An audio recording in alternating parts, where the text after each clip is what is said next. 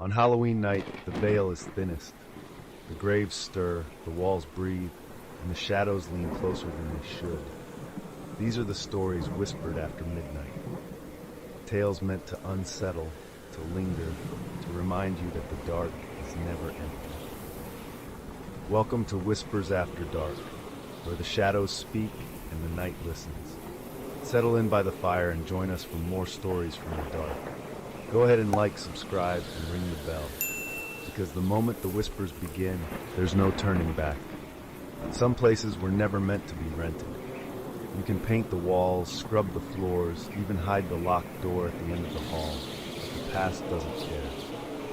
Someone sent me this story and asked me to share it, so here it is, just as they told it to me. This is the story of the Locked Nursery. We booked the cabin for the last week of October, one rustic, cedar-framed retreat perched above a mirror-black lake, ringed by evergreens that burned gold where the sun hit them.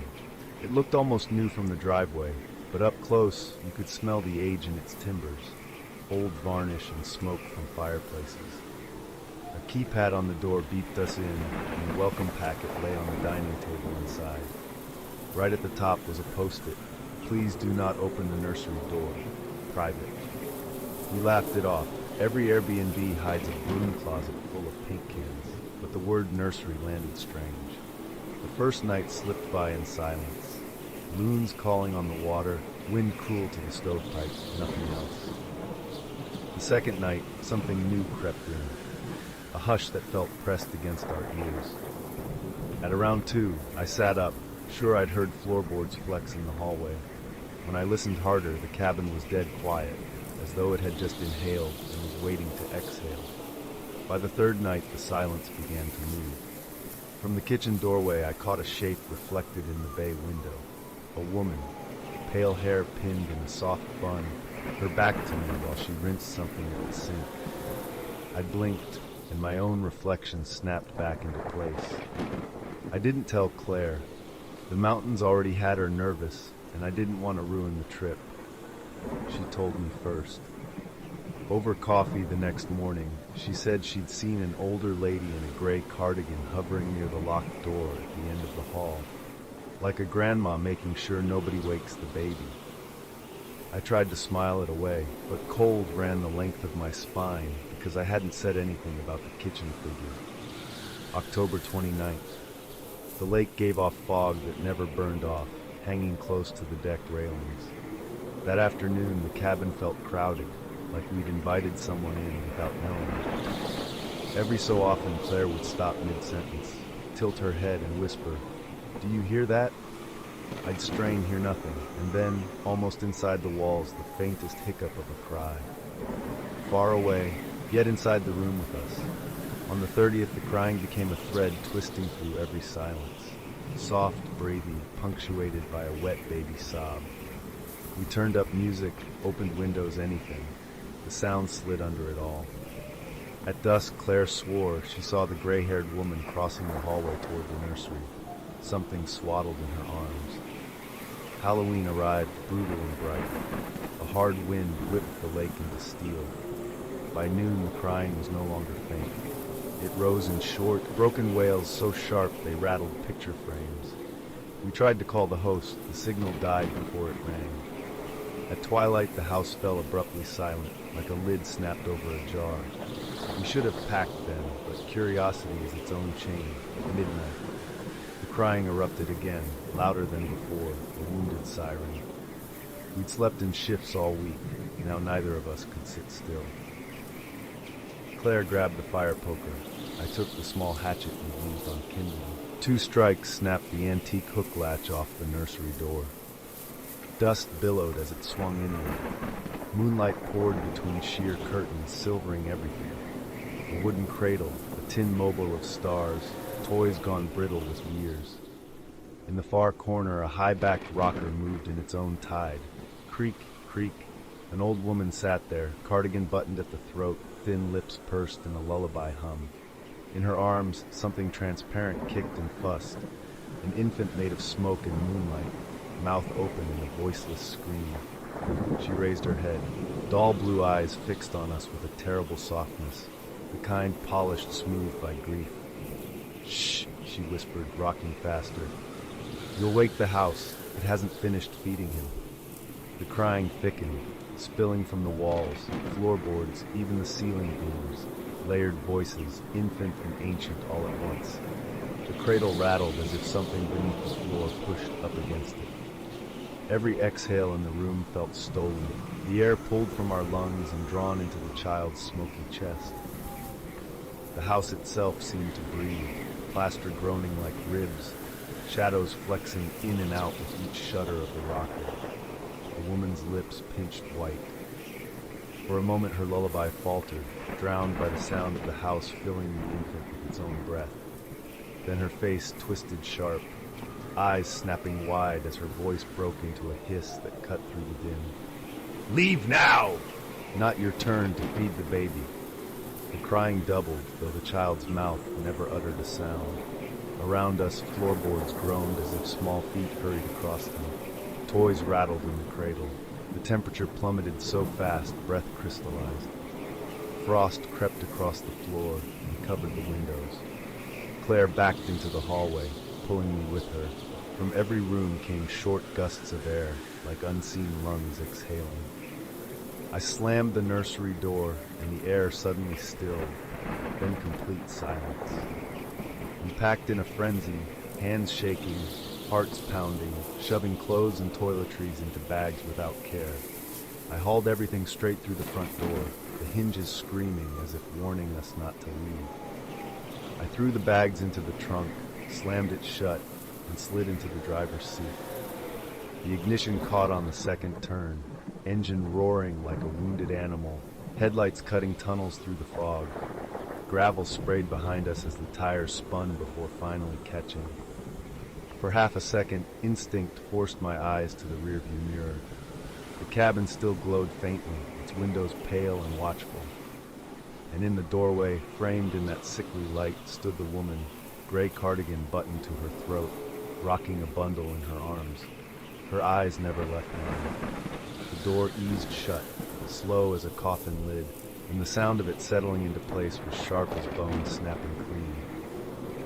We didn't breathe again until the road bent and the house was gone. We drove until sunrise painted the ridges blood orange, the lake and trees shrinking into memory. Only when the last hairpin curve fell behind us did Claire speak, voice a rasp in the silence. "Do you still hear it?" I strained, ears full of the engine's growl, pulse thudding like drums against my ribs. And beneath it all, low, muffled, unrelenting, I swear I heard a baby crying. Not from the mountains we'd left behind, from the back seat we didn't dare turn around to see. Do you ever wonder whether our world is just one layer in a stack of thin-skinned realities, each turning at its own pace, showing us familiar faces with unfamiliar histories? Some nights, cracks appear between those layers, and on Halloween, the hinges creep widest. One listener swears she isn't from our Earth at all. She says a carnival ride spun her off the map, a carousel that only turns on Halloween night, and every October 31st it drags her into a new dimension, a little further from the one she once called home. I'm passing her words along exactly as she wrote them. Whether you believe her is up to you. This is the Halloween Carousel. My name is Evelyn, and the year was 1945, at least in the place I was born. I am from a kind of alternate world to yours, similar, but not quite the same. A world without war, famine, or hate. It was home, or maybe it still is. I don't know anymore. Our little town of Marigold set up a Halloween fair on the empty grounds beside Miller's orchard. I was 10, giddy for kettle corn, clutching 2 nickel tickets in my mittens. At the edge of the midway stood a carousel no one remembered being set up. Its canopy was velvet, the color of midnight, edges trimmed in silver stars that shimmered though no wind touched them. No carnival music played, only a low humming, soft but steady, that tugged at the hairs on the back of my neck like invisible fingers. One painted horse stood out from the rest, a black stallion, its flared nostrils flecked with chipped gold, its eyes glossy as onyx marbles that seemed too alive, too alert. It watched me, I swear it did. I climbed onto the saddle. The ride started gently, the way carousels are meant to, wood creaking, mirrors catching glints of lamplight. Then it sped up, faster, too fast. Lights smeared into ribbons of fire. The orchard, the fairgrounds, even the night itself vanished. My hair whipped across my face, cold as a January storm, breath stolen from my lungs before I could scream. And then, with a violent lurch, the carousel stopped. The fair was gone. So were my parents. All around me rose a soot-gray city I had never seen. Smokestacks belching ash, streets groaning under machinery, billboards painted in a language that looked almost English but tilted, broken, as though the letters had changed allegiance. My legs felt wrong when I dismounted, stretched taller, bones tighter under my skin. A cracked window on a nearby shop confirmed it. I wasn't a child anymore, 17, maybe 18. My clothes looked different, like the carousel knew what I needed to wear in my new body. I stayed beside the silent carousel, waiting for its motor to wind back to life, but it sat cold and still. The humming had stopped. When dawn came, I asked a passerby the date, October 31st, 1952. 7 years gone in the space of one spin. For 12 months I lived like a ghost, stealing bread, sewing in a factory where machines rattled like bones. I worked, I waited, I aged. And then on the next Halloween, without warning, the carousel's bulbs flared awake. No ticket taker, no line, just that soft humming again, calling. I ran to it, leapt onto the black stallion, dizzy with relief. The ride spun, faster, hotter, the air tasting of smoke and iron. When it finally lurched to a stop, I was standing in the middle of a boulevard drowned in firelight. Soldiers in gas masks patrolled the streets, rifles slung, their boots chewing glass with every step. Above them, a flag I didn't recognize burned from the skeleton of a collapsed tower. Somewhere in the haze, a voice barked through a loudspeaker. The plague camps are full. I looked down and realized I was wearing a long, canvas greatcoat, a cracked mask strapped over my face. My hands shook as I tore it off, desperate to breathe. The air stabbed my throat raw, sharp and acrid, every inhale like swallowing knives. That year I lived like a rat, stealing food, working for crumbs, ducking into alleys whenever the soldiers marched past. That was when I began to understand the cruelty. The carousel was no children's ride. It was a doorway, and it delighted in dragging me across worlds, always the wrong ones, never the one I prayed for. Each Halloween it returned. No matter where I was, an alley, a factory, a ditch, it appeared, bright and gleaming, humming its summons. And each time I climbed onto the black stallion, I changed. My bones sagged heavier, my skin drew tighter, my reflection shifted, sometimes older, sometimes younger, never the same twice. I wrote it all down in a journal that stinks of mildew and grief. Page after page of wrong cities, wrong years, wrong skies. Each entry a prayer for something familiar. A street I knew, the smell of our farm after a rainstorm, the sound of my mother's voice calling me home. Something to prove I still belonged to a world that was mine.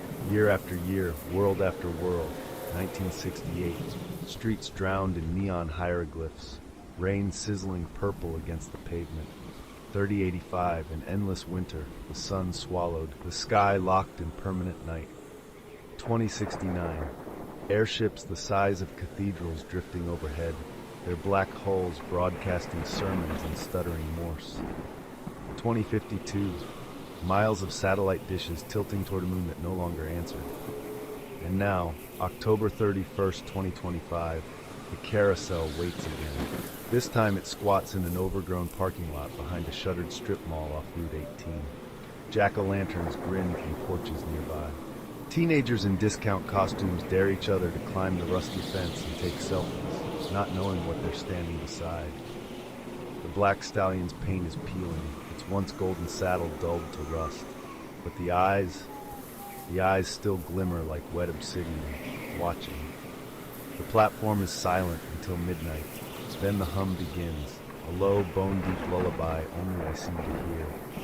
Already I can feel the gears grinding awake beneath the boards, tugging me forward. I don't know where the next spin will take me.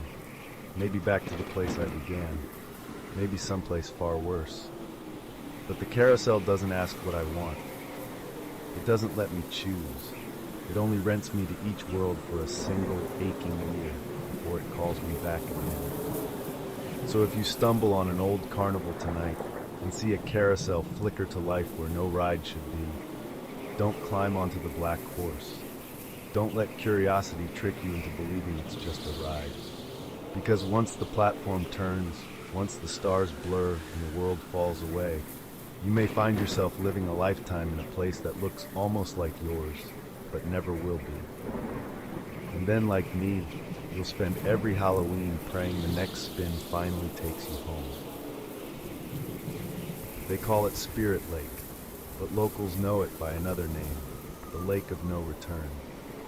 Small, almost pretty, tucked high in the pines like a piece of dark glass dropped between ridges.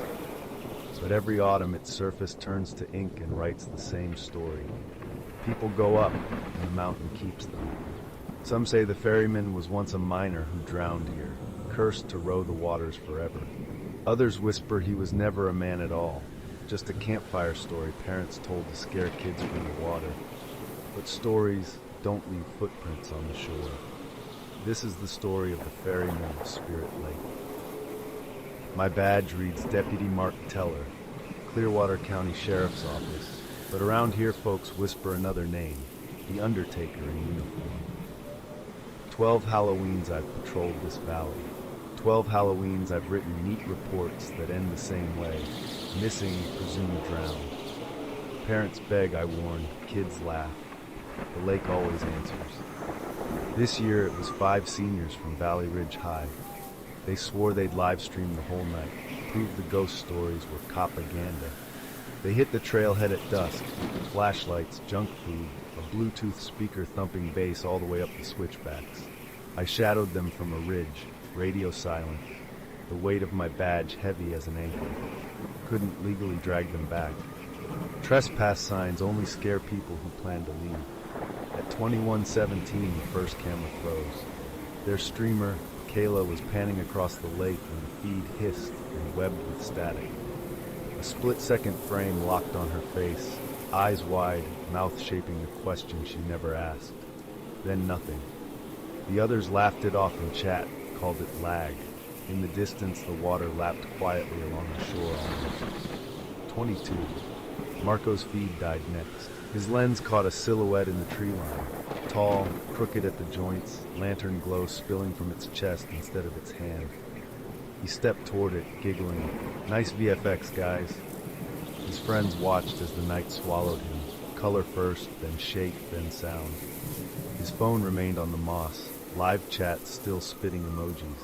The shoreline pulsed once, blue as breath. By 22:45, the survivor count was 3. They found the cabin around 23:10, old logging shack on stilts half in, half out of the water.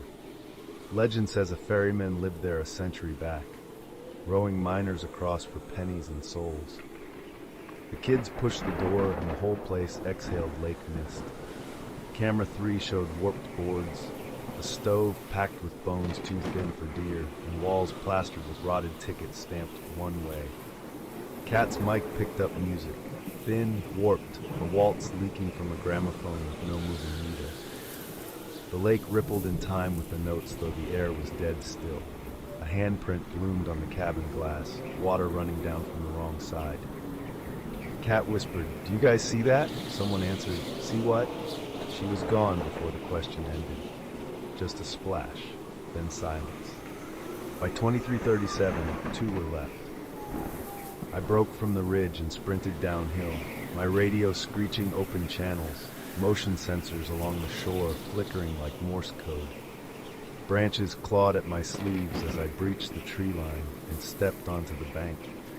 Ethan and Jules staggered just ahead, eyes glassy, teeth chattering though the air was warm. They turned at the sound of my boots crunching gravel. Relief flared on their faces until they saw mine. I kept walking, slow, steady, as though something deeper than duty was pulling my body toward the water. My badge felt like it was burning through my shirt, heavy as an anchor. They whispered my name, begged me to help, but their voices thinned against the fog. And then it started. My breath clouded though the night was still. Skin tightened like parchment over my cheekbones. A beard of dripping reeds slithered down my jaw. My hat brim sagged wide, black as drowned felt, heavy with lakeweed. Ethan stumbled backward as my eyes hollowed, the pupils bleeding away into lantern glow. Jules covered her mouth, but her scream was swallowed by the dark. I didn't raise my sidearm. I raised a single finger to my lips. Behind me, the lake obeyed, lanterns blooming on the surface, each flame steady though no wind touched them. Below the light, pale figures turned in slow circles, arms linked, their hair streaming upward as if the water had no floor. Ethan sobbed as his body leaned forward without his will. The water climbed his shins, his waist, his chest. Jules tried to drag him back, but the moment her hand touched his sleeve, the current caught her too. Both of them staggered out into the black, drawn like moths to flame. I stood on the bank, half man, half shadow, watching their faces disappear beneath the ink. The lake closed without a ripple, but the circle of dancers grew by two. Midnight, 0 survivors. I stood on the bank, not Mark Teller anymore, but something older. The reeds in my beard dripped, the lantern light pulsed in my chest, and the hunger of the lake coiled tight around my bones. I slipped quietly into the black water, the lantern rising from my hands to take its place in the circle. By dawn, the shoreline was empty. Wet boot prints and reeds trailed from the water straight to my cruiser. The official report will read the same as always. Missing, presumed drowned. 37 before, 5 more now. No one asks why I'm the last to see them alive. No one questions why the lake never gives up its dead. But I know. I've always known. The lantern calls, the water obeys, and I am the one who delivers them. Badge or no badge, deputy or ferryman, it makes no difference. The lake chose me long ago. So if you come to Spirit Lake on Halloween night and see a lantern burning steady against the wind, don't step closer. Because the moment you do, I'll be there, waiting to take you under. They say a cemetery is only quiet because the dirt is thick enough to muffle the screams. Walk the rows at dusk and you'll feel it. The pressure of centuries pressing up from below, eager for one breath of air, one echo of life. Names fade from stone, flesh rots to dust. But music lingers like perfume clinging to a corpse. My name is John, and 12 years ago was my first Halloween without Mom. She died in late summer, slipping away so gently it felt less like a final exhale and more like a violin note bowing into silence. I was 35, married with children of my own, yet the house she left behind became a mausoleum. Sheet music curled yellow on the piano stand. Ball gowns drooped across wardrobe doors like hanged bodies. Jasmine haunted the hallways, sweet and suffocating. She wasn't just a teacher of music and dance. She was a conjurer. 3 steps and a waltz in 3/4 could spin time backward, pull childhood from the grave, and make me a boy again. And Halloween, that was her sacred night. Costumes at the door, wax pumpkins grinning in warm light, vinyl records hissing while the leaves outside scraped the glass like bony fingers. When she died, the world slipped out of key. I found myself clutching the violin she gave me in 6th grade, wood polished thin where her hands had tuned it, again and again. Grief demanded sound, so I wrote a piece in A minor, a lament stitched from her lullabies, the melody that taught my first box step.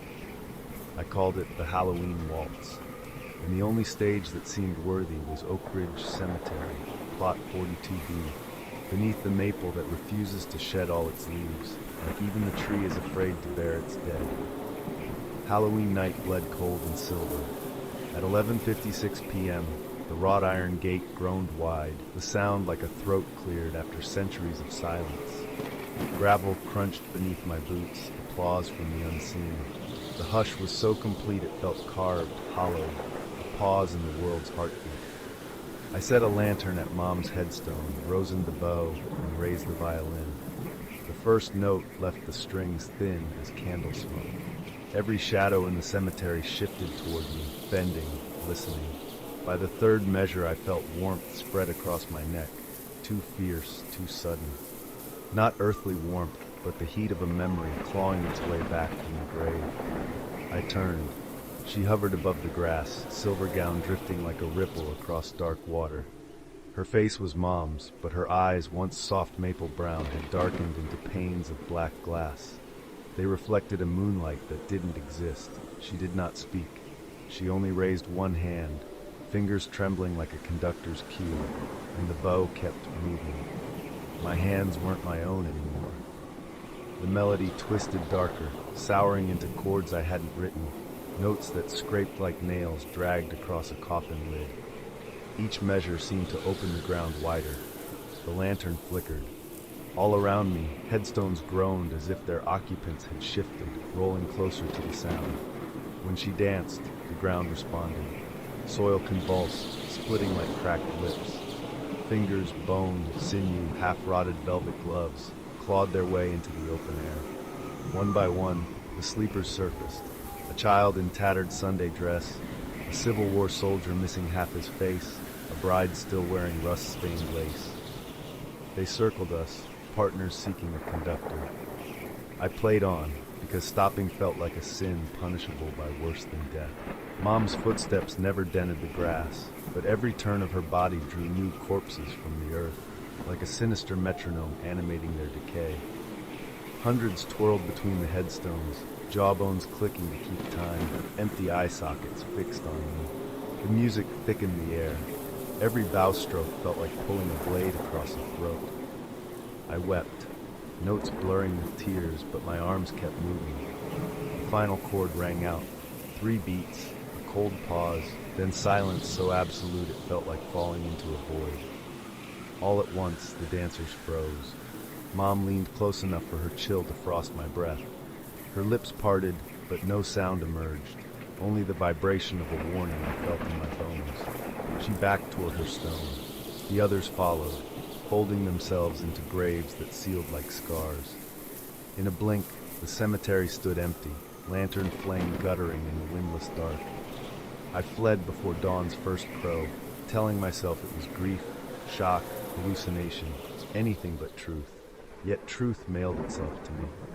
October 1st, a cream envelope with no stamp lay on my doormat. Inside, gilt script bled across heavy paper.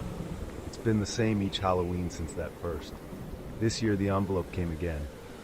You are hereby appointed guest conductor for the 12th annual Halloween Waltz. Midnight, October 31st. Venue, Oak Ridge Cemetery. Podium provided. I don't need directions. Mom's headstone is the perfect height to command an orchestra of the dead. That invitation throbs on my mantle like a second heart. If I accept, the dancers will rise again, and this time, the music may insist I trade my bow for a coffin lid. So if you ever feel the itch to serenade the sleeping, remember this: graves are merely doors, and a single wrong melody can blow them all wide open. When the dead begin to waltz, they don't care who conducts, only that the music never stops. This concludes our story time for tonight. I hope you enjoyed these chilling Halloween tales, and thank you for spending your night with us here at Whispers After Dark. Though the stories end, the shadows never truly fade, and sometimes Halloween has a way of lingering long after the candles burn out. Be sure to like, subscribe, and hit the notification bell so you don't miss next week's journey into the dark. Our playlist below is filled with more haunted nights, eerie campfire stories, and gothic audiobooks to keep you company until then. Until next time, stay curious, stay cautious, and beware of the Whispers After Dark.